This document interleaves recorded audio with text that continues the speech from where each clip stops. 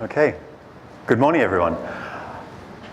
As Alex mentioned, my name's Chris Buckridge. I'm External Relations Manager for the RIPE NCC.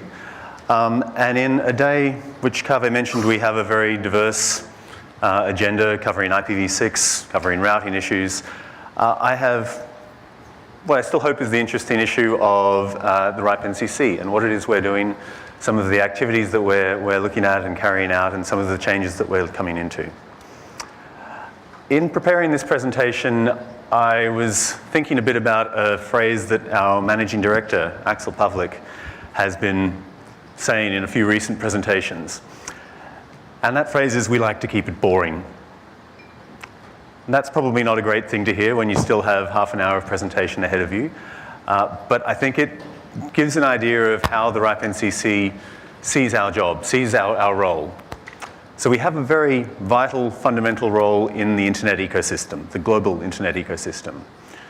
We also have a responsibility to serve our members and to do the work for them to ensure that they can carry on with their business. I don't think any of the stakeholders there, whether it's members or the global community, want us to be flashy or exciting in how we do that. They want us to do the job, and they want us to do the job well. So that makes things maybe a little bit boring, and I'm going to talk about some of those boring things today. There's one issue with the advice that Axel had, and there's an ancient Chinese proverb, which I learned yesterday is not actually an ancient Chinese proverb, because everything is fake news these days, but that may you live in interesting times. And we do live in interesting times right now, so while we're trying to do our job and do it well, we are facing some of the most interesting challenges and changes that the RIPE community and the RIPE NCC has faced in our history. And so that will hopefully keep things a little bit interesting today in this presentation as well. So, straight into the interesting challenges and opportunities. Our membership.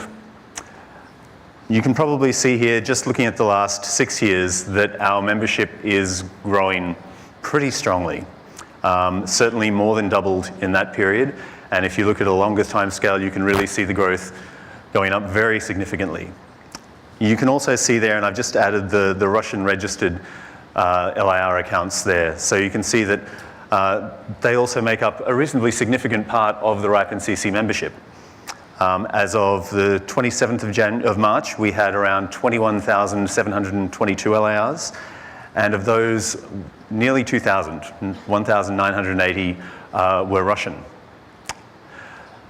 Basically, what we're seeing here is unprecedented growth in our membership. And there are a few reasons for that. Obviously, the internet is growing. There is strong growth in the internet industry and in the networks, but that's not really what's driving this. What we're seeing here is the result of policy, a policy that the community developed, and it's a response to the exhaustion that we're coming up to of the IPv4 address pool. And so by making a policy that allowed for a slow run out and allowed new members to join and receive a small block of IPv4/22, there's been an incentive for people to join as members on their own, whether maybe before they were using upstream providers, or now they're members setting up multiple LIR accounts. So that growth is being driven by the fact that we're approaching the exhaustion point of IPv4. So I want to talk a bit about some of the areas that we're prioritizing, focusing on in 2019. And the first one ties straight back into that membership growth and the IPv4 address pool.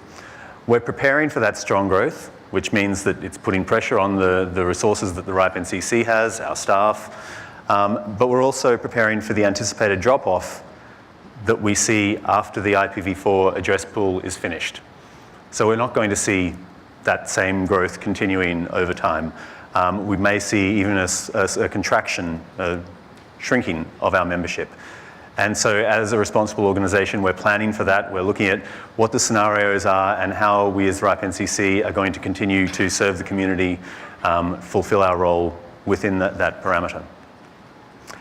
Ensuring the accuracy of the RIPE registry is another activity that we're really focused on, and we see a lot of stakeholders, whether members, but also from government, from law enforcement, from elsewhere in the community, really focused on, is this RIPE registry, is the RIPE database accurate, and can it be used and useful for my purposes? So we're working with the community to ensure that that's true, that both the information from the RIPE NCC and also the data put into the RIPE database by our members is accurate. We have a focus on due diligence and fraud prevention. I'm going to talk a little bit more about that later on in the presentation, but that's a new area of priority and resource use for us. We're adding value through our training courses. As I'm sure most of you in the room are aware, we do face-to-face training courses, online training courses, general capacity building across our service region. And it's something that we really hear a very strong demand for from, well, really the whole service region. So trying to meet that demand is something that we're very much focused on. And then providing neutral information, tools and measurements to support the RIPE community. Again, I won't say too much about this. Maxime's presentation next about the RIPE NCC Russia country report really expands on the work that we're doing using the data and analysis tools that the RIPE NCC provides. And the final one there is strengthening K-route infrastructure. So as I hope most people are aware, the RIPE NCC actually operates K-route, one of the 13 route name servers in the DNS system. And one of the priorities for us at the moment is looking at how we can grow that, expand that, and really meet the needs of all of the DNS customers. And that's globally, that's not just in the RIPE NCC service region. So in terms of the recent activities that we've been focused on, one of these is validating abuse contacts. Going back about 12 months, one of the policy proposals that was discussed was about regular abuse C validation. So in the RIPE database, objects have an abuse C attribute. This is who you can contact if you think abuse is being conducted from these internet number resources. And so actually it was one of the first policy proposals that was put forward, well, jointly put forward by a law enforcement agency. Europol actually came and joined that community policy development process and made the argument to the community, and the argument was accepted that this was something that the RIPE NCC should do. We should check that the abuse C contacts in those RIPE database objects were valid. So we've been doing that since February this year with an initial check of over 70,000 contacts. We've sent automated validation emails to the abuse contacts. We follow up manually. Our staff do this if there's no response to that validation. And so that's something we're in the process of doing. But for you, and this is for certainly the members and those with data in the RIPE database, please check the abuse contacts for your LAR, because we're going to keep looking at this, and this is something that the community has prioritized for the RIPE NCC, and it's something that you can help us out with a little there by making sure that your abuse C contacts are contactable. RIPE Atlas. Again, this is something that is really showcased in the RIPE NCC Russia country report. But this is something, it's a project that the RIPE NCC has now been doing, I think, for nearly 10 years, certainly a fair while, and that we're continuing to develop and evolve over time. And some of the new evolutions we've seen most recently is virtual anchors, and coming soon, virtual probes, software probes. So this will mean that rather than us sending you or handing you a USB connection device that plugs into your computer, there'll actually be some software that you can install which will allow you to be part of that RIPE Atlas network and to measure traffic movements, traffic routing around the world. We're also supporting new tools for visualization and for network operators. And we're enabling research and analysis not just by the RIPE NCC and by our staff, but by really anyone who is interested. This is all public information that you can access by getting a probe and by being part of this network. What we do need, and looking at our RIPE NCC country report for Russia, we need more probes in Russia. We would really like to see probes in some more networks around the country so that we can actually look at, in more detail and in a more granular level, how traffic is moving through Russia. Get an idea of where the traffic is going, what the issues are, what the strengths are. So yeah, please talk to any of the staff here if you have an interest in getting a probe and putting it into your network. Outreach and engagement. Pardon me. So this is kind of my area within the organization. And we really have found, and over the last decade or more, that the kind of engagement, the kind of outreach we do has grown. It's grown exponentially. We, of course, have our members, and we talk to our members. We do member lunches. We do training services. And the number of those members is growing, as you saw in the very first slide there. But we also have an obligation to engage with other stakeholders. And so that means governments. And we're doing a lot of work trying to talk to governments to explain to them the fundamentals of the internet architecture, try to provide them with the information they need to make the public policy decisions that the RIPE NCC is not going to make, and I think the RIPE community won't make. But it needs to be informed, but people who do make those decisions need to be informed about how the internet works and how they can actually achieve their policy goals. We also support the technical community. There's a lot of network operator groups that happen at the national level, and those are really vital to ensuring that it brings together the communities in different countries so that they can work together, understand what's going on in their networks. So we provide support there, financial support, and we come in and with experts and give presentations.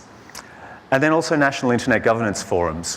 What we've actually found is in some parts of the service region, and I think around Eastern Europe and Central Asia is one of those parts, where we don't have national network operator groups starting up, the National Internet Governance Forum events can serve a bit as that chance to engage with the local community and for people in a country to meet each other, come together and talk. So we're also supporting that. And finally, yeah, community building both through RIPE Labs, which is a website that we host. I hope you've all had a chance to have a look at it, but it has lots of articles that are both by RIPE NCC staff, but also by members of the community. And we also work with academic stakeholders. So working with universities, going to engage students there, both in technical areas, but also maybe legal students, business students, political science students. Again, the internet touches really every aspect of day-to-day life these days. So it's important that we bring that education and inform people, not just in the technical sphere, but also in other areas. E-learning is something that we're focused on. And this, again, comes back to when I mentioned we do training services. As our membership grows, as the demand for capacity building and training grows, we need to look at scalable solutions. And putting people on a plane and going and speaking face-to-face is great, and it's still our preferred mode of training. But we need to use the internet. We need to use e-learning as well. And so we've been working for the last few years to expand that, make it available for more people, working in different languages as well as English. And we're looking to expand that as well in the coming years by doing online certification. And again, Max will talk a little bit more about that, not next, but later on this afternoon. Simplifying our billing process. I'm going to come back again here to that very first graph and the growth in our membership. We've now gone from a membership of, well, 10 years ago it would have been 5,000, I think, to more than 20,000 and still growing. How we actually manage the billing and the administration that goes with all of those members and all of those local LAR accounts is something that we've really had to work on without sort of growing the organization and the staff in a huge way. So we have made some changes, and we're looking to be a little bit more efficient and streamlined in how we do that. One of those is shifting from a quarterly billing cycle, which some people were taking advantage of, to an annual only billing cycle. So everyone pays their membership fee one sum each year. We've understood that this has been a difficult transition for some of our members, and so we did actually offer assistance, a chance for this for one further year to provide a quarterly billing cycle. But I think it's important to note that this is part of an effort for us to make the best use of our membership fees. You pay our fees, we try to do the work that we do within budget in an efficient way. But we're also always happy to talk to you and to hear from you how you found the changes that we're making and your suggestions or your ideas in that regard. So jumping away now from the RIPE NCC, which is the organization, to RIPE, the community, and particularly to the policy development issues. Right now we have 4 policy proposals that are open and under discussion in the community. Some of these under more discussion than others. 2018-06, that's aiming to delete non-authoritative objects in the RIPE Internet Routing Registry if they conflict with an RPKI ROA. Hasn't been a lot of discussion on that, but there has been some support. If you're interested in this issue, it's being discussed on the Routing Working Group. 2019-01 clarifies the definition of assigned PA.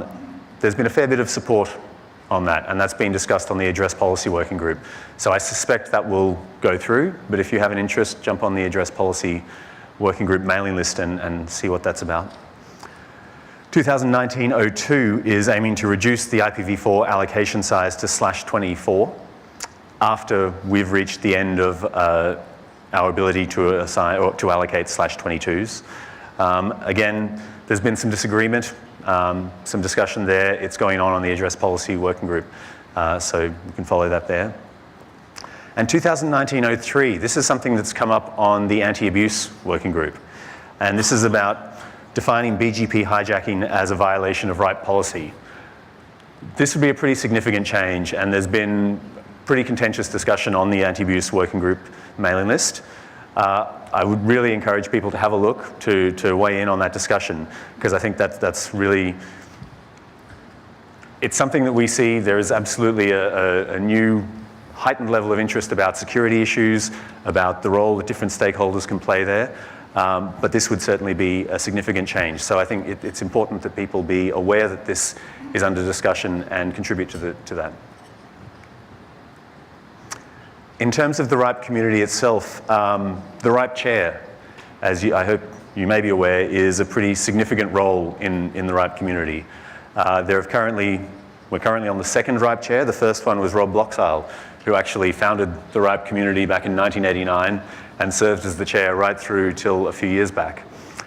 He was succeeded by Hans-Peter Hollen, who is currently the RIPE chair, but one of the tasks that was assigned to Hans-Peter in taking on that new role as chair was to define a process for how to find his successor.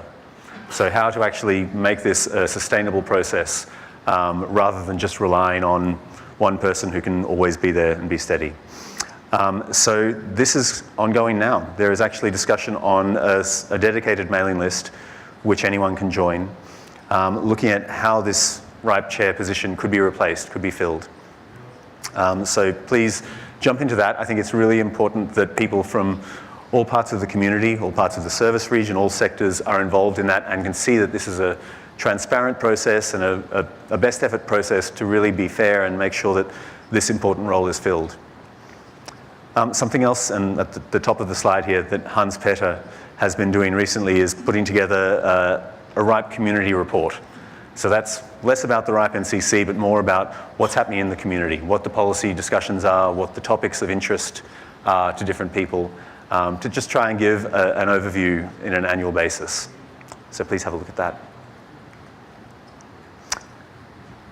I mentioned at the top of the presentation that we had some challenges and changes coming. IPv4 run out is the big one. So rather than up and to the right, we have down and to the right here.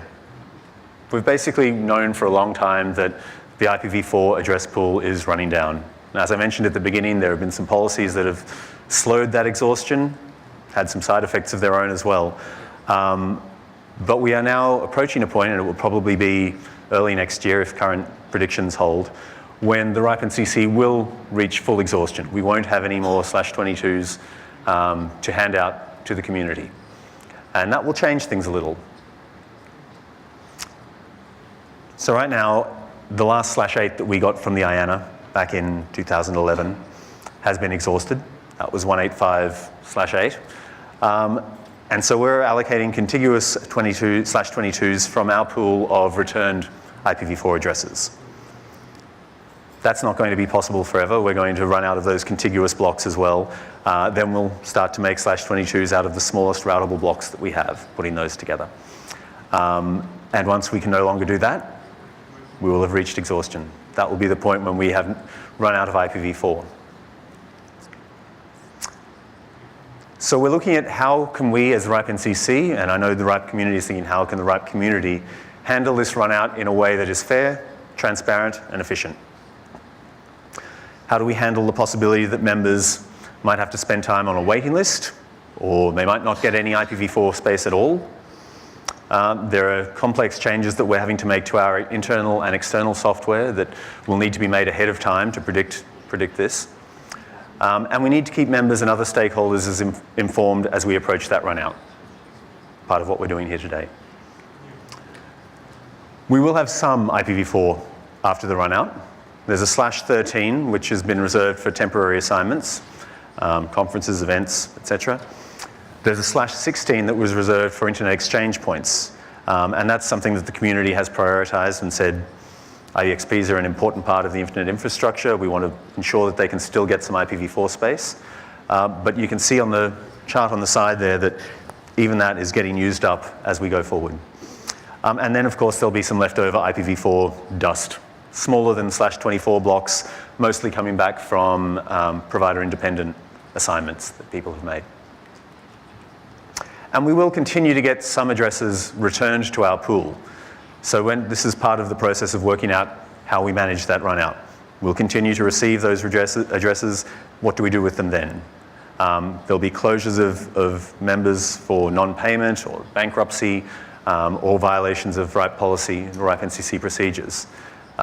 We've recovered 238 /22s over the last 3 years, so that maybe gives some indication of the kind of amount that we're getting back.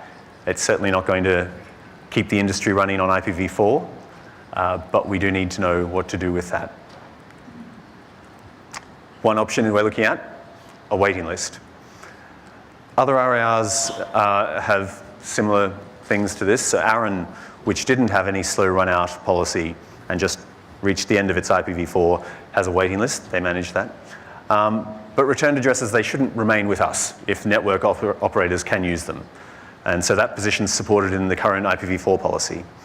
But since the returned addresses won't meet the demand, we're probably going to need to have some kind of waiting list.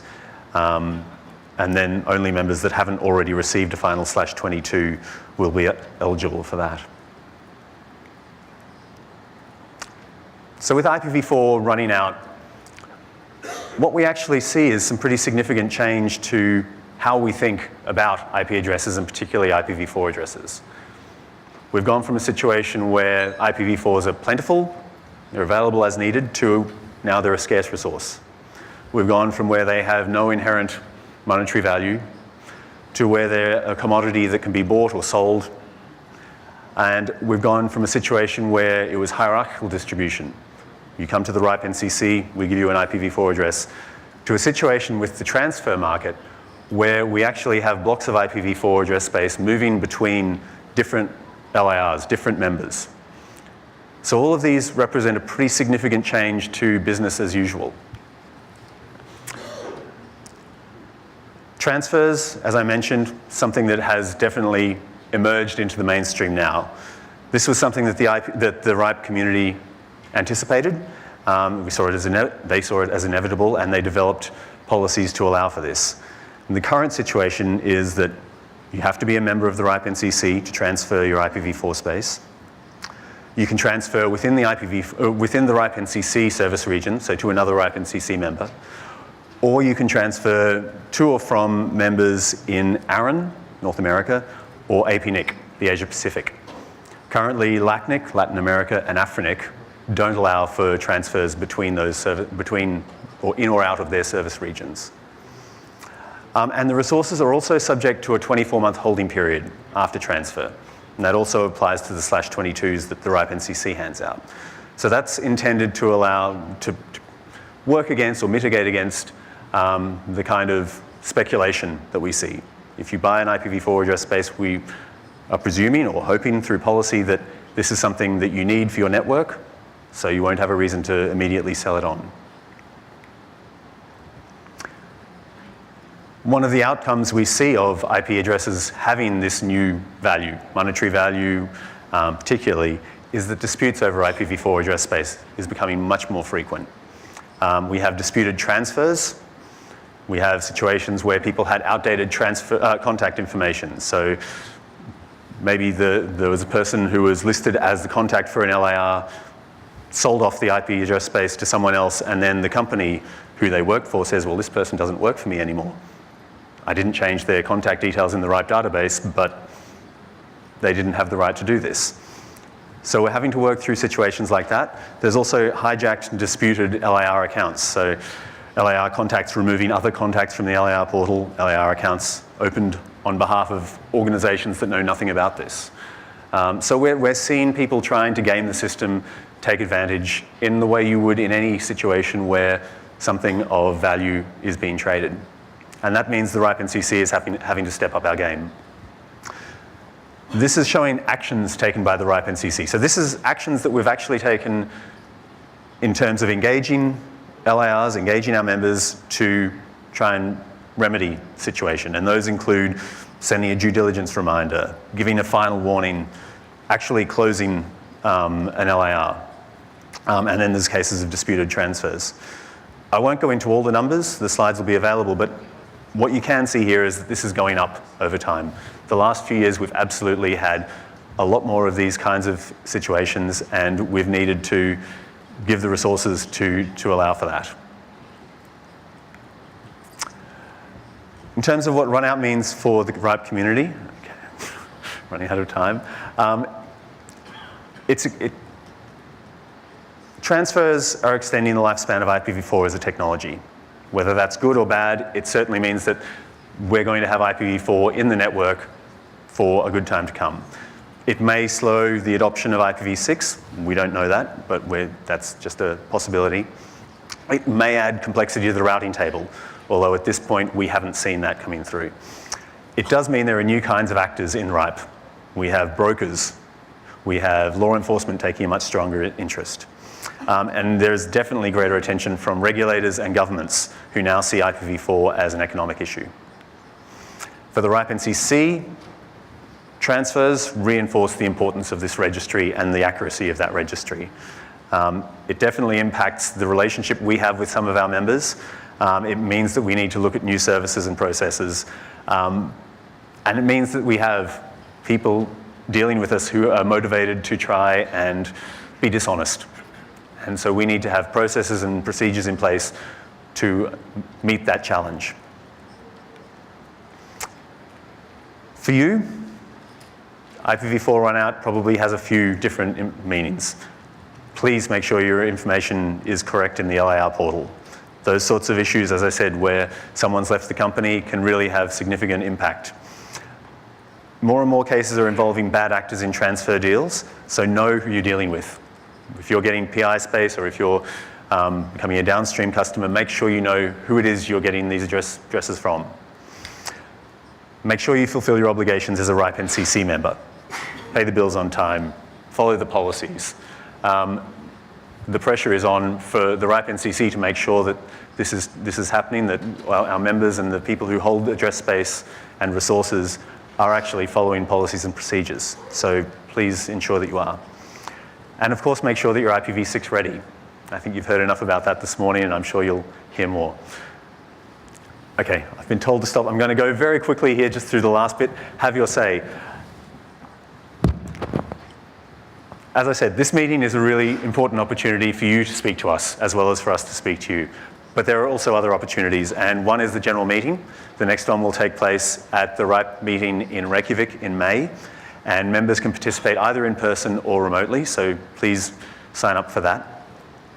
We also do a survey, and we do this every 3 years, and the next one will actually be launched at the RIPE meeting in Reykjavik. So when you hear about that, whether it's on an email or social media or anywhere else, please take the time to do the survey, because this is really important for the RIPE NCC in how we set our priorities and our activities over the next 3 years.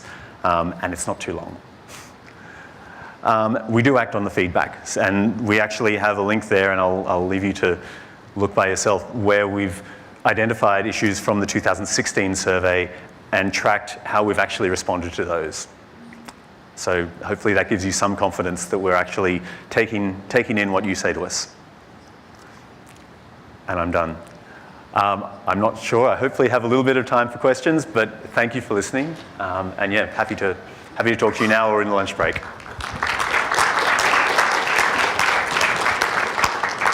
Коллеги, есть ли какие-нибудь? Colleagues, do we have any questions or comments, remarks, anything? Anything you wanted to? I work in a big ISP in Russia. I have a question. If we have a LAR status, how we can check, is there any warnings for us? Any warnings? Warnings or critical critical problems with our work, like an LAR. So there are a number of ways. I would certainly say be proactive. You can certainly speak to Lawrence or Katya here today outside here, and they can check that for you. But we would also contact you. So this is something that you would hear from us. Is there any big banner in LAR portal? Not that I'm aware of, but that might be something that someone else knows. I think the service desk can certainly tell you. The key point, I think, is that when we do, and you saw in there the final warnings, early due diligence warnings, we're certainly not going to do anything drastic like close a member or close an LAR without going through those processes. You will certainly hear from us before anything like that was to happen. But you can certainly talk to our staff, and we'll be able to tell you and make sure everything is A-okay. Okay, thank you. Так, коллеги, еще вопросы? Thank you, colleagues. Are there any other questions? Could you tell us how about incident with NetApp LIR? It's a very sensitive incident in Russia. It is sensitive. Yeah, Hello? very sensitive. Yeah. Hello? Yes. It is sensitive, and it's a case which is, well, in any case, the RIPE NCC is not going to be able to discuss publicly the specifics of a relationship we have with a member. That commitment to the confidentiality of member information extends even if they're no longer a member. But in this case, there is also an arbitration proceeding, and we certainly are not able to say anything that would prejudice that. And arbitration is a really important step that we have there, where if there are disputes with a RIPE NCC decision, there is an opportunity to have that reviewed by a member of the community, not in any way tied to the RIPE NCC. But so that's an independent activity that's going on. And to proceed, the previous question is how we could get how could we be aware about any possible incident with our LIR? Well, To have any alerts with this? I would really just reinforce what I said before. The RIPE NCC is not will not take any action that will affect your LAR without contacting you. We absolutely welcome you talking to us. You could talk to us here in person or contact us via the LAR portal. But I would not want people to worry that these are sort of simple decisions being made through mistakes or errors that people have made. The RIPE NCC understands that closing a membership or closing an LAR is a really drastic business decision. We're actually affecting people's work. We don't do this without being very clear and going through multiple processes to ensure that this is something that needs to happen. Okay, thank you. Коллеги, небольшое замечание. Вы знаете, у нас... Yeah, colleagues, actually, we have translation two-way. Maybe if you ask your questions in Russian, it will be easier for everyone. We can rely on the translators to deliver your message. It's just that I think that it will be easier for you to explain in Russian what you want to ask. But okay, it's up to you in any case. You can speak English if you feel like doing it. But I don't know. Well, again, just wanted to remind you of this opportunity. Hi, my question will be in Russian because, I mean, the audience here mostly speaks Russian. In recent months, what I have been seeing is RIPE NCC becoming tougher on its members. You are putting more pressure now on the members, like the membership agreement and its provisions on terminating the agreement have been amended. The second biggest LIR was terminated. A lot of other LIRs with Russian beneficiaries are on the verge of being kind of closed. We are talking about dozens of thousands of addresses, and I've been monitoring the statistics for years, and I see that only Russian beneficiaries lose their LIR status, and I mean in big numbers. Of course, there would be other smaller LIRs, but the big LIRs are predominantly Russian, I mean the ones that are being closed. And all these cases are not discussed publicly. They are never discussed publicly. They never appear in the mailing lists, like the explanation that is given every time is standard. You always refer to keeping your relations with the members confidential. Because we don't have those case studies, other LIRs cannot prepare themselves. They can't be trained. They can't be taught. I don't know. Does it have anything to do with the sanctions that Western countries impose on Russia? I mean, there are no trainings. LIRs don't know which, the pitfalls they can get into, what mistakes they can make. Very often, nothing is explained. Like I don't understand. The executive board keeps silent. And if I think there is someone from the executive board here, maybe he can give us some comments. Axel Paulik never answers questions. There is nothing public, no press releases.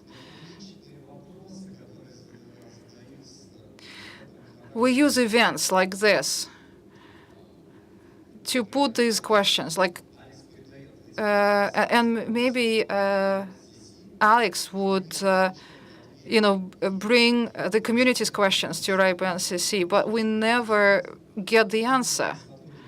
We don't know who at RIPE NCC receives those questions. We don't know where the buck stops.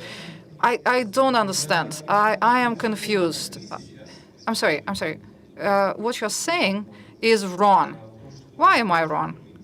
Well, you are saying that maybe RIPE NCC is afraid of disclosing this information. Repeatedly, I've said that it is not the case. I have repeatedly stated that there are certain procedures that must be complied with. If you've never worked in a company with more than 5 employees, probably you don't understand how bureaucracy works. But please don't misstate me.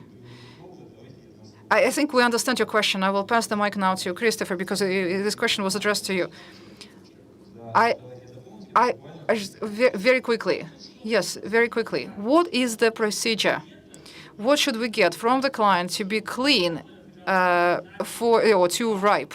What should we get from the client? A passport, an ID? What should we obtain from the end user? What is the list? What's the procedure for us? Right. Thank you. They wanted to have a. Ага.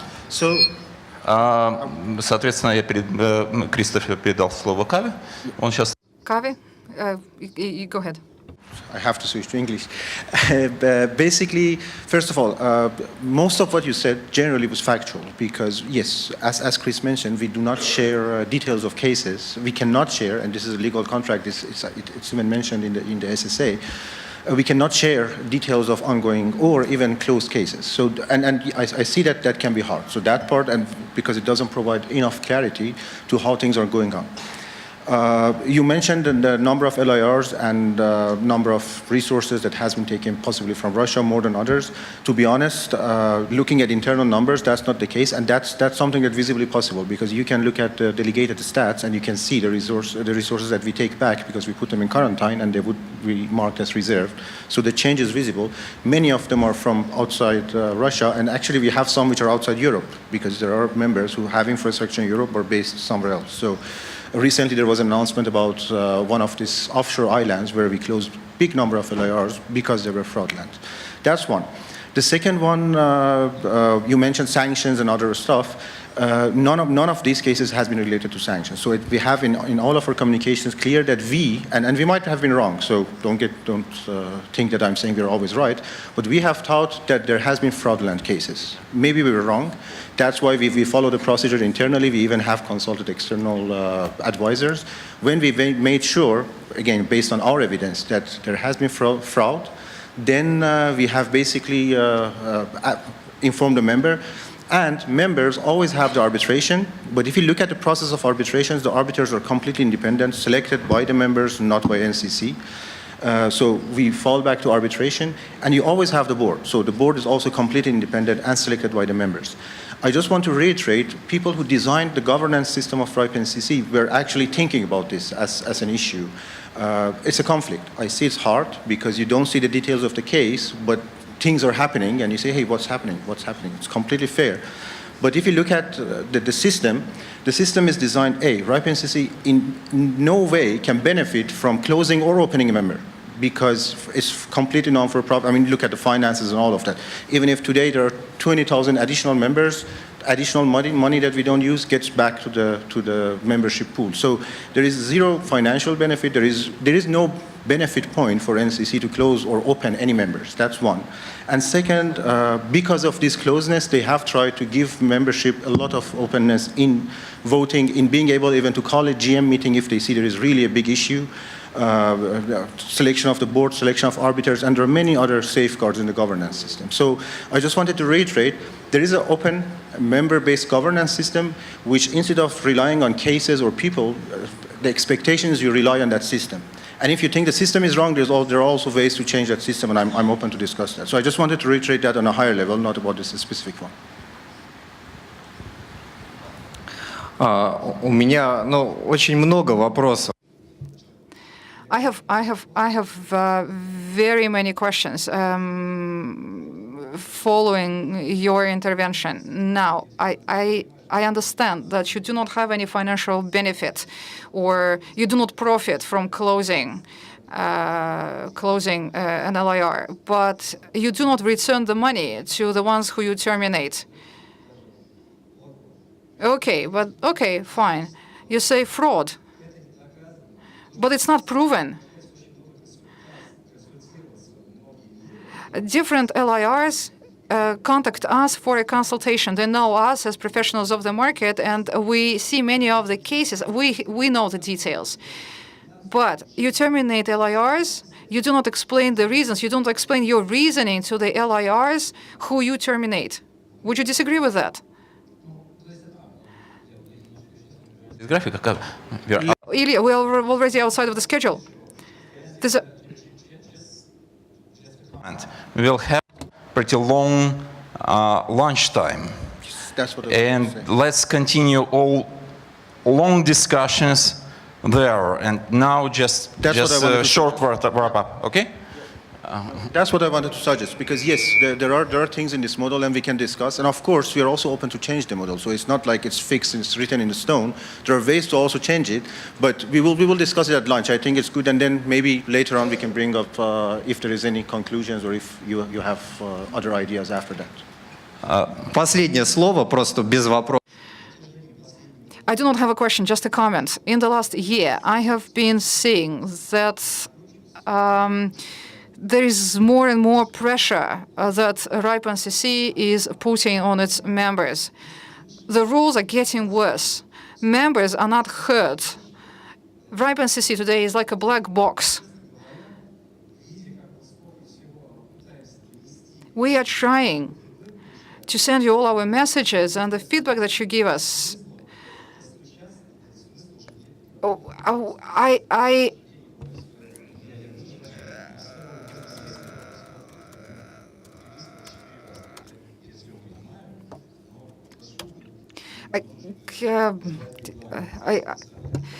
Личного, да, этого просто.